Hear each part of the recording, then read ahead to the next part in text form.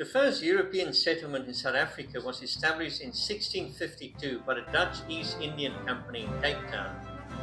The purpose of the settlement was to supply fresh food and water to Dutch trading ships rounding the Cape of Good Hope. Starting from 1657, lands were assigned to independent Dutch settlers. Jonkershoek, where we'd be heading today, got its name from Jan de Jonker. Simon van der Stel granted the land to de Jonker in the late 17th century, and the area became known as Jonkershoek Valley. Come along with us and see what Jonkershoek looks like today, and let us know in the comments what you think about it.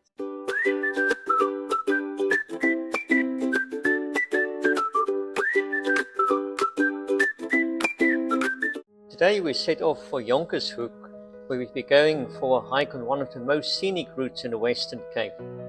After picking up some friends, we drove 31 kilometers to Jonkershoek, which took 45 minutes due to traffic congestion.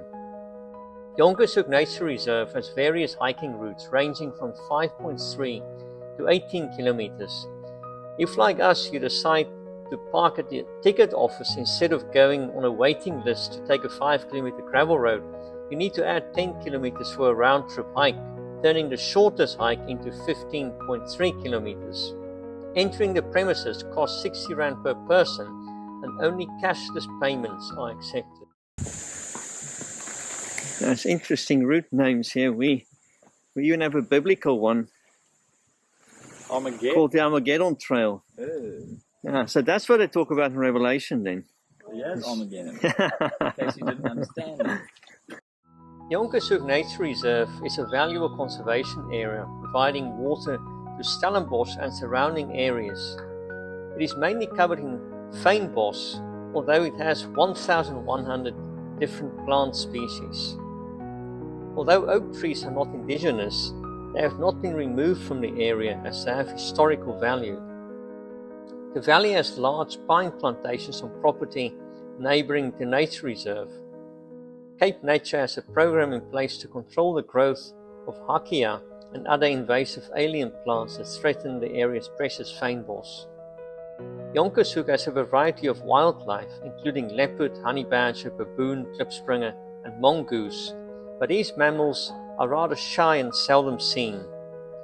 The reserve is also home to various bird species, including kingfishers, black eagles, fish eagles, spotted eagle owls, sugarbirds, orange-breasted sunbirds, and protea seed eaters.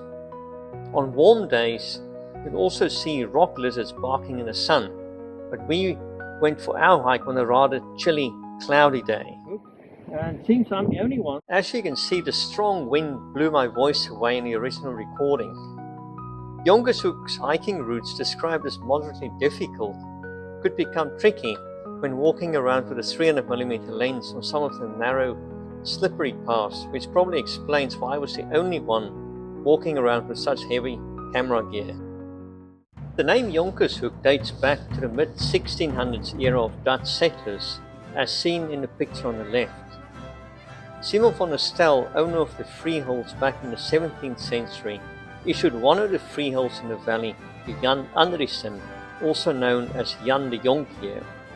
He named his grant of land the Jonkershoek Valley. This is the first waterfall here at Jonkershoek. Second one is apparently very hard to get to, but even the first one is quite something. You can see the rock formation here, water dripping there.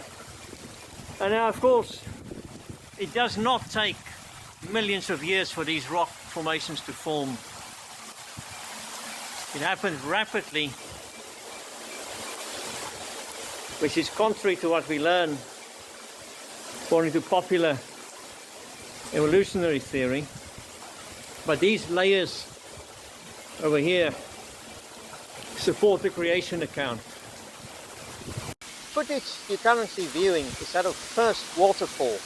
Our plan was to go to the second waterfall, but like many others we got lost and ended up at the first one. So if you've been to the second one, let us know what it's like. Is it worth going there? How does it compare to the first waterfall? And for the others watching this, if you find it informative, please consider subscribing to the channel. Give us a like and leave us a comment. We'd love to hear from you. After not seeing any wildlife during the hike, we were pleased to spot a group of baboons towards the end of this outing. Driving back to Somerset West after the hike was much easier as there was no traffic congestion, as you can see.